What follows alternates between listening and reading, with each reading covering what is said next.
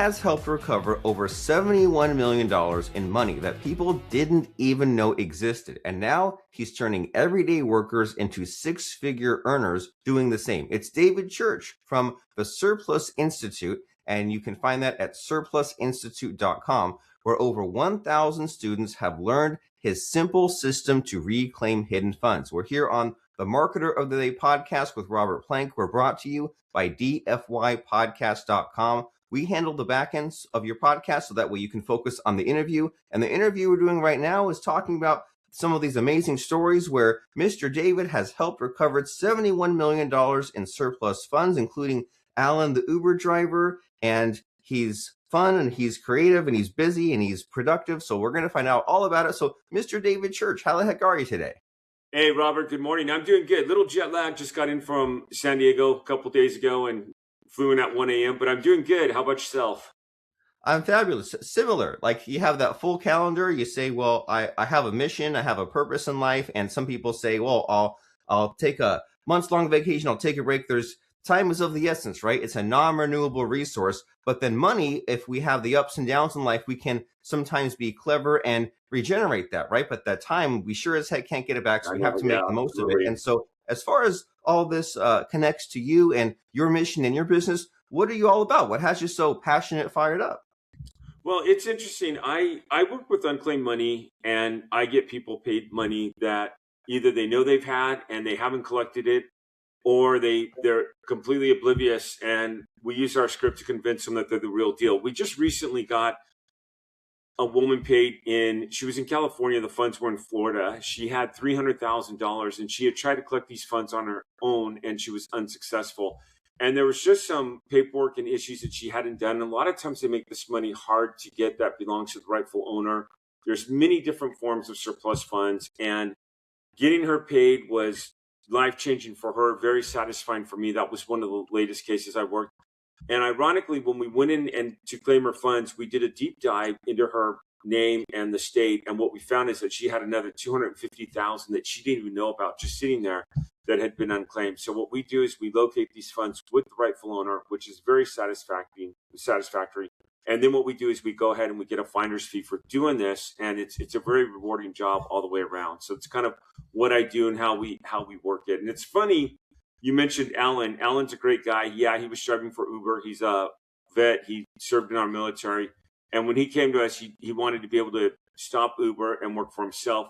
The guy's posted 3 different commissions of $37,000. And it's funny because in the community, right now he's nicknamed the Subaru guy because he just bought a car off of one deal. He got himself a Subaru car, so we call him the Subaru guy, which is kind of funny because it's been his nickname. So when he said that, I thought, oh, the Subaru guy. So just wanted to throw that out there. But yeah, that's kind of what we do in our business that we work. Well, very cool. And just to make sure I understand this, like I think about every 10 years, I go and I do some kind of Google search, like try to find the unclaimed money. And usually there's like leftovers from like if I had like a water bill somewhere and I moved and closed out that, and there'll be like, $20 here, $100 there. But the amounts that you're talking, is this similar to that, or is there more than that? Or like, what's the difference between when I every 10 years do my little unclaimed funds search versus these huge amounts you're talking? Well, Economic Times just had an article, and I use this in a lot of my workshops when I educate people. They say right now, this is on the news media, this isn't me making this up, that there's approximately $2 trillion of forgotten funds between the baby boomers retiring Roth IRAs and accounts, which is kind of the similar with that lady because some of those accounts were her mother.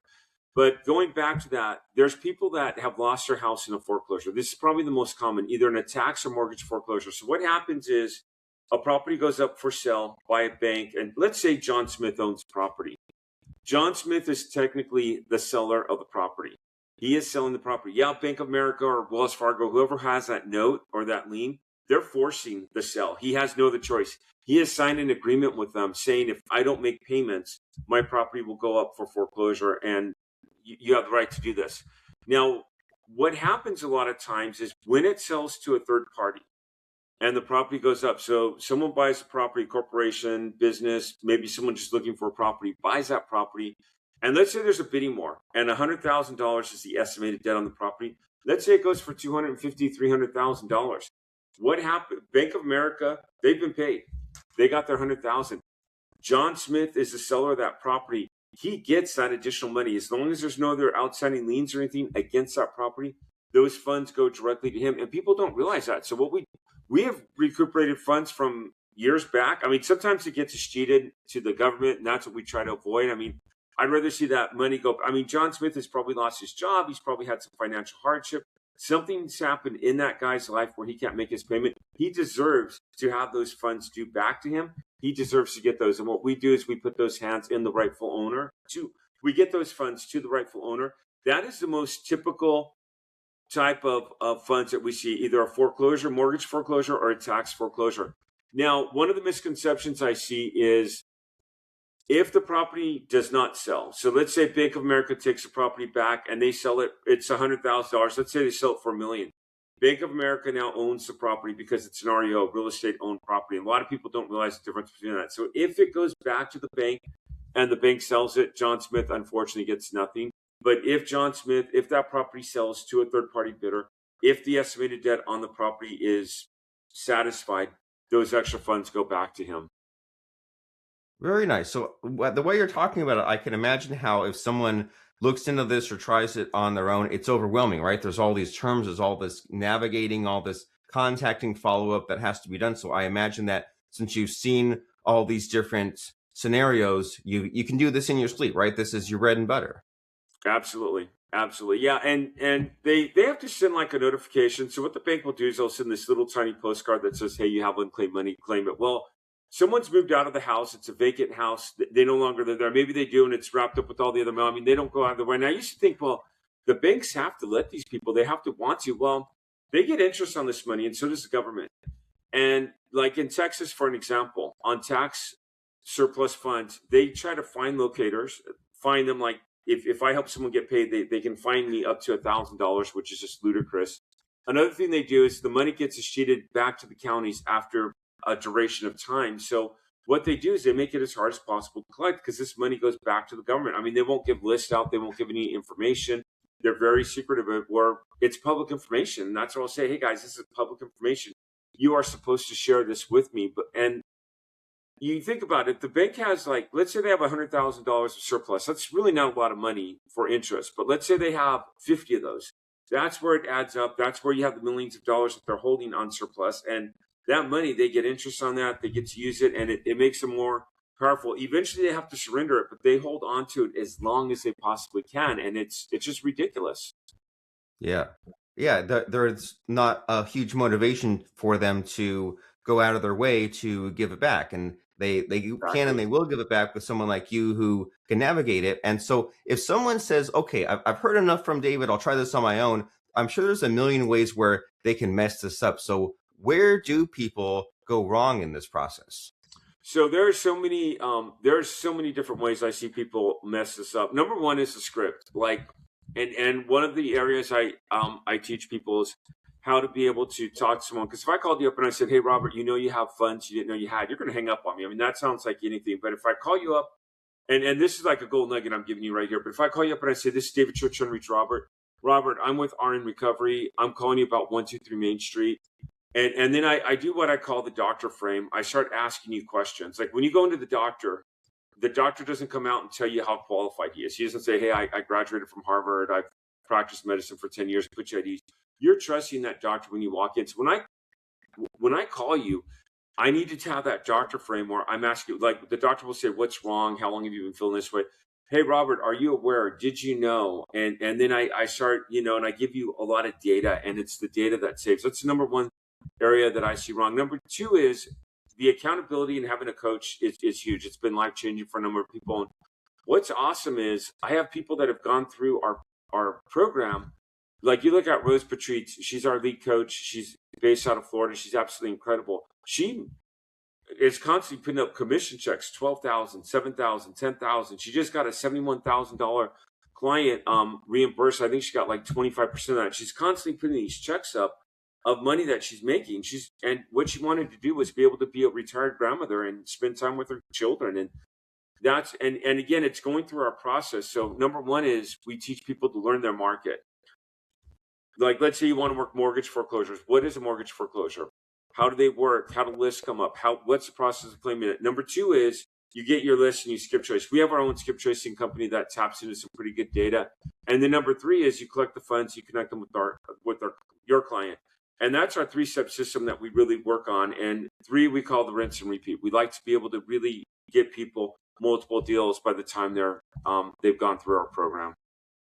Very nice. Well, you've helped a lot of people. And I think what you fit in there was a really valuable communication lesson, how important questions are and like the two-way communication, because in any kind of conversation, right? Casual conversation or what we're having right here on a podcast, or you're trying to close a deal on the phone, there's a pacing issue, isn't there? And like you have your own kind of starting point and your own speed, and the other person has their own starting point and speed. And if you're just rattling stuff off, then they're 6 miles behind you, right? Versus if you say, hey, where are you at? You kind of like take their temperature, they say, and you have this conversation and you kind of go along with them. That seems a lot more of a pleasurable experience in anyone that you're speaking to, right? Just making sure that you're on the same page and you're just having the same conversation, because especially when money's involved and all these terms that get thrown out, it's really a default for someone to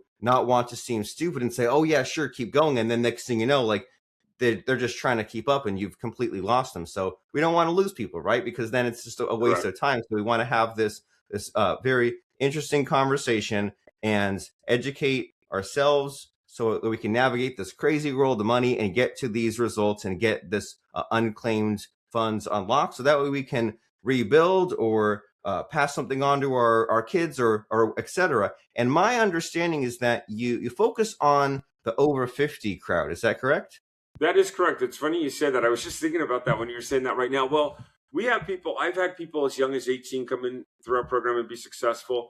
But the majority of people who come through our program, they're working. They're that teacher that's like I was, that's going to retire. I don't know if you know my story. I was in education for 18 years and came home one day and told my wife I was done. That's a whole other story. But you're in a field of whatever it is, you're getting ready to retire and you're wanting to replace your income. And a lot of people don't have enough money to retire on. So they want to build something. They want to be able to, like, I look at Jane in New York, and I don't want to say her last name because she's kind of shy. She's always posting checks in our community.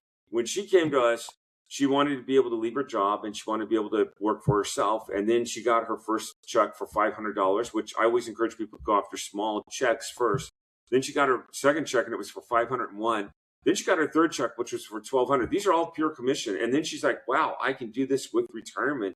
Now she's just posting checks and she has this little signature behind all of her posts in our community. She always puts like Yabba Dabba Doo, like got another check. She'll show it Yabba Dabba Doo. So it's really cool to see that because like, and Rose is a grandmother in our program. She wanted to retire. Alan isn't quite at the age of retirement, but he's right there. Then you look at someone else. I have another guy in the program, Al.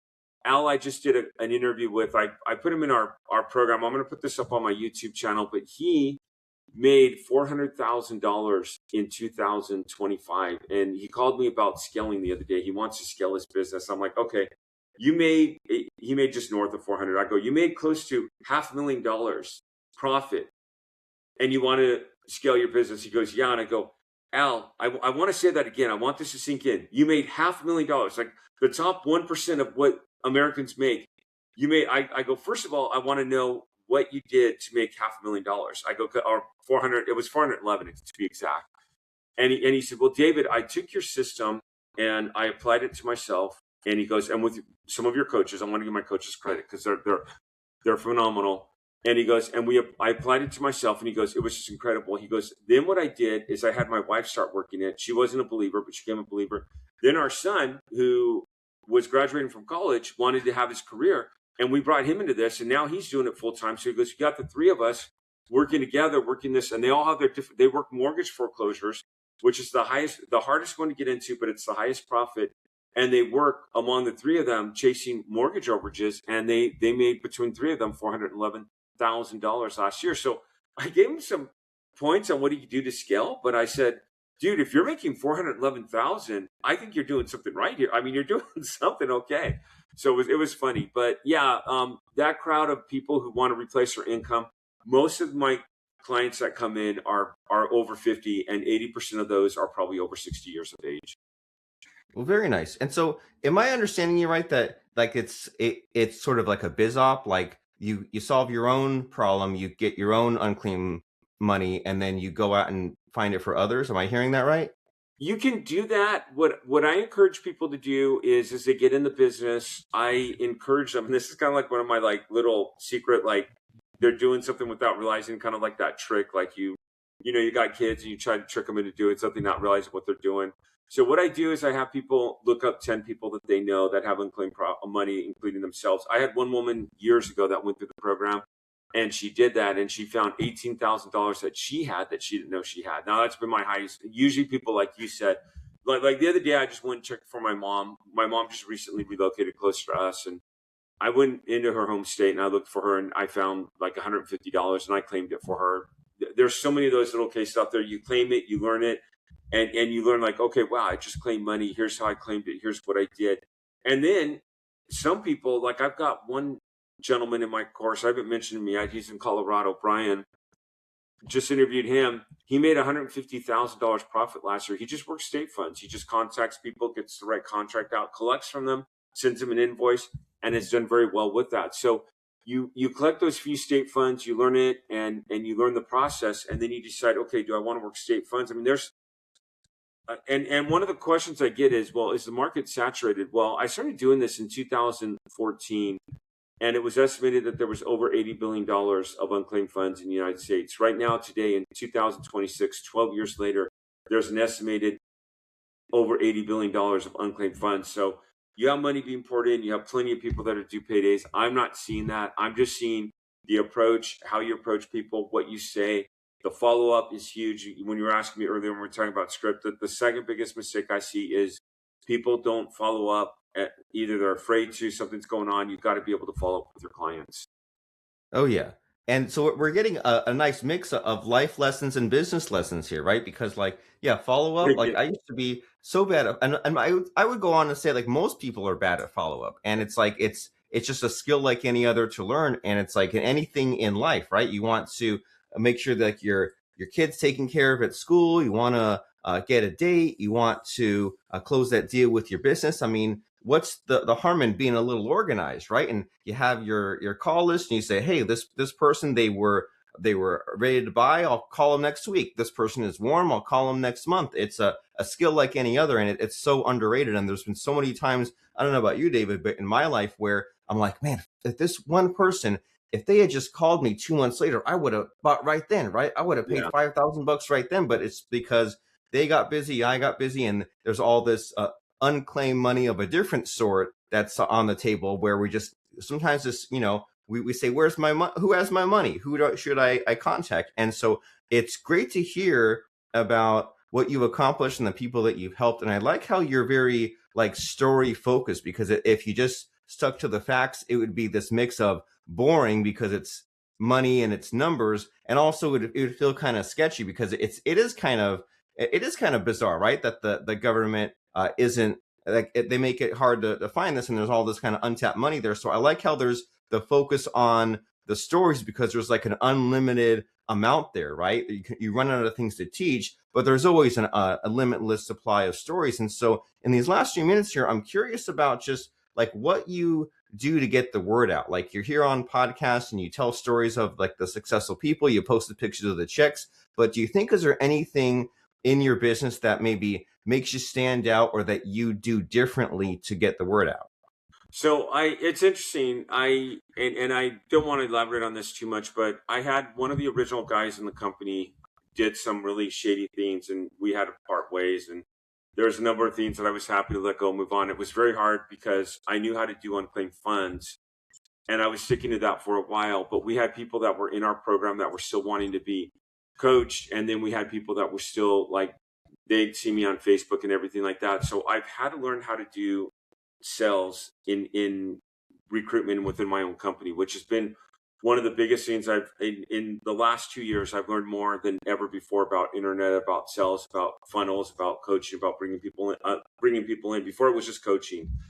And as you ask me that question, I hear people all the day with that they've been through like another program. I hear one name in particular, and it's like, wow, it's like I hear his name all the time. And probably 80% of the people who come through my program have been through that other program, and quite a few of my people are successful. They have to be action takers.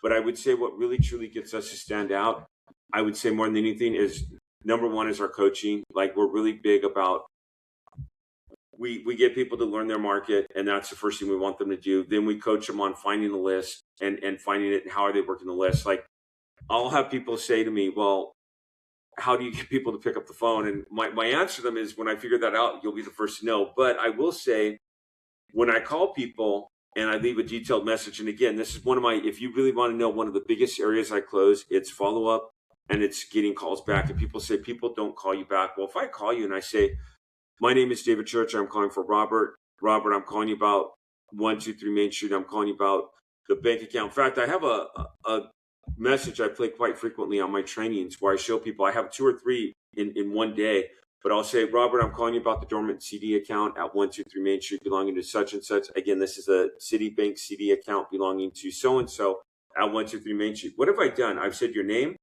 I've said your address, and I've given you quite a bit of information. That there's something about that call that I know, and there's something going on that you're going to say, wow, this guy, like, he's got my name, he's got my address. We had a Citibank account. Let's call this guy back. And getting those call backs, you now go from a cold prospect to a warm lead. And then on that, you don't want to just say, hey, can I get your business? It's that doctor mentality. You want to inform them. Yeah, I just want to make sure you knew about this, you were aware of this. And then you go ahead and you educate them toward the end of the conversation on what you can do for them. Now, if they say, I'll collect the funds without you, that's one of the biggest objections I hear from the clients. Well, can't they go around you? Yeah, they can. How do you prevent that from happening? Well, when I figure that out, I'll let you know. It happens to me. But I build up a rapport with enough of my clients where I get enough people paid back and it works. So that's the kind of client you want to focus on, and you're hoping you get enough of those clients, which I do.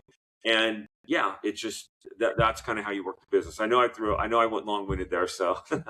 But that's great. It's reassuring, and it gives us some sales advice, right? Because when it's predictable and it's a numbers game, then it just becomes a math problem, right? If you say, well, if 250 calls leads to a sale, and I know that I can make X number of calls in the morning and in the evening, and I do the follow-ups and people call me back, then it's just a matter of, if I get all these wrong numbers, voicemails, or not interested, they'll go around me, that's okay. But if there's the 2% that then will end up buying, and I know my average sale price is that, then it's like, okay, I know that whenever I pick up the phone, it's this amount of money. Whenever I make a phone call, it's that amount of money. It's like, and I think it takes the emotion out of it, doesn't it? Because if you're on cold call number 52 and you're like, oh, it hasn't paid off yet, you feel more like you're gambling. Like, when will my hot streak start? Versus you say, hey, well, there's the law of averages. It helps say, okay, well, now I know what my goal is. It seems more logical, reasonable to go about that way. And so you've given us such an education here, David, about just business and people and sales and this unclaimed money aspect itself. But I want to make sure that I seem like a smart person for knowing you. So if you can help me out a little bit, do you think there might be a missing question in our conversation that I should be asking you? I just don't know to ask you. Well, a lot of people ask me how to get started. And, like, I do have a coaching program, and let's put the coaching program aside. Like, a lot of times when people watch a podcast like this, they want to know, well, how can I get started? I would say get involved in, like, we've got a free Facebook group. Get involved in the communities, not necessarily mine. You're more than welcome to come to mine, but get involved in a community where you see people that are successful. So, like, when I say that, every time I turn on my YouTube or open up YouTube, or there's always some new person with surplus funds. And the other day I saw someone out there and they were like going over, it was either tax overages when it was mortgage overages or vice versa. And I'm just like, wow, this person is really, really misleading people here. Make sure that the people have like testimonies, make sure they have checks, make sure that they're the real deal, authentic, and at that point, get involved in a community and ask questions and start learning it. Because some people think, oh, okay, I'm going to just jump in and I'm just going to get rich doing this, and get involved, learn the market, ask questions. Those are the people that I see that are the most successful in the business. It isn't a side hustle that works like anything. And you said a minute ago, Robert, and I really appreciated it. You have to develop a system. And once you get that system down of the math problem, and you know that you have to call that certain amount of people. My personal marketing, I do 5 new leads a day, 5 days a week with follow-ups. And I do just fine with that. With all the coaching and marketing I do, that's really, sometimes I don't even have time to do that. That's what I do in my own personal business. And when I follow through and I work that math problem that you're talking about, it works fine. But yeah, get involved in a community, ask questions. I mean, if you want to check us out, we're on Facebook. It's Surplus Institute. If you put David Church at Surplus Institute, you just go to surplusinstitute.com. We are updating our website. It's kind of but yeah, get involved in a community, and that would be a good first step. Very nice. Well, you think about like what makes a habit stick. And if you were cramming for a test, if you say, oh my gosh, I'm 50 pounds overweight, let me go and run 50 miles, then that's not a habit that sticks. But then if you say, well, I'll start by doing a walk every morning. And sometimes you think about it, but you don't do it. And you buy the workout clothes and you don't do it. And then finally you get to it, or you have a friend that walks with you. That's more slow and steady, right? Like here are 5 leads per day. And there's that saying, if you want to go fast, go alone. If you want to go far, go together. And so sometimes if you say, well, this is something that I want to build into my day, this is something that I want to make part of my routine, this is a business I want to do every single day, well, then if you just jumped into it and we're in such a hurry, well, then that's real flash in the pan, versus you join this community and you say you search Surplus Institute on Facebook. It's Surplus Institute Excess Proceeds. Is that the right group? That is the exact name of the group. Yeah, I should probably make that a little shorter, but yeah, that's the correct group. Absolutely. So you find that, you join it, you see the success stories, and you start getting yourself educated. That way you can do this properly. And then surplusinstitute.com is the website. You can go there, book a free call. They say how to generate $10,000 a month in 6 months guaranteed with surplus funds, or you don't pay. And there's the pictures of the checks, there's videos, there's frequently asked questions. And that way you can find out what there is to know. So that way you can approach this smartly, and you can have a lot of fun, and it becomes something that changes your life and changes the life of others. And so that's surplusinstitute.com. And then Surplus Institute Excess Proceeds is the Facebook group by Mr. David Church. But before I let you go, Mr. David, it's time for the scary part of the podcast where I try to stump you. I try to put you on the spot. Oh, yeah, okay. I ask you about a fun or interesting quote or lesson that has served you. So what comes to mind Robert, as far as that? I hear my cell phone. No, I'm kidding. Okay, go ahead. Time to run away. Go for it. What's a scary question? The fun or interesting quote or lesson. So I would say one of my favorite books that I've ever read of all time that has been life-changing for me is The Slight Edge by Jeff Olson. It's one of the original books, and I would challenge everyone to go through. That book talks about, a lot of people think that they're going to just change overnight, and that book talks about little changes that happen. One of the that you can make, like little changes that you can make in your life every single day, and you're improving a little bit every single day. And it's an incredible book. Highly recommend it. It's in my messy bookshelf behind me. And the other thing I would say is the biggest mistake that I think I've made, like when I went to marketing for Surplus Institute, I was being very unsuccessful in the recruitment in the company. And I had to take a deep breath and look at why. And I've done this in my surplus funds business. I had so many different irons in the fire that none of them were being successful. I was doing surplus funds. I was doing marketing. I was doing real estate. I was doing some other online stuff. And I was still trying to bring in checks. I was trying to do it all. And what I had to do was just really focus on, okay, what do I need to just double down on, and focusing on my market, what I need to do. And my marketing just started increasing. Life changed for me in a very, I started bringing income, which it was very scattered and very spontaneous before it became more consistent. And that's what people are trying to do. People will come into the program, and some of them will talk to me about their marketing. They're not being successful. They do surplus funds one day, they do real estate, which is the most common, the next day. And then they're trying to do their affiliate market. And it's like, no, just put everything down on one. It's that 80-20 rule. 20% of what you do is going to bring you in 80% of your income, but just really focus what's working right now. And let's go from that. My biggest lesson was learning how to, there's a lot of opportunities out there. Just focus on that one thing. And if you really want a book that'll support that, The Slight Edge by Jeff Olson, it's incredible. Very nice. The Slight Edge by Jeff Olson and Surplus Institute by David Church is the website where we really want to go. And that's such a valuable lesson to commit, right? And focus and double down and amplify, and not just have all the little tidbits, like actually do something that moves the needle, that makes a change in your life. So the very next step for you to make that change in your life is go to surplusinstitute.com. There's lots of education there. And then to get that community aspect on Facebook, Surplus Institute Excess Proceeds. So if you just go on Facebook and search Surplus Institute, you can find that Facebook group with people just like you who have been where you are, who've accomplished many things, and it's encouragement and community and a great feeling. And you can there's like learning the steps and the process, but there's also sometimes the nooks and crannies, isn't there? The various situations you might find yourself in. So it helps just to get immersed in this. So that is Surplus Institute Facebook group on Facebook, and then surplusinstitute.com. And thanks so much, Mr. David Church, for being real and raw and honest with us and educating us about money and business and so many parts of life. And thank you for being here. All right, Robert, pleasure. Thank you for having me. Thanks again.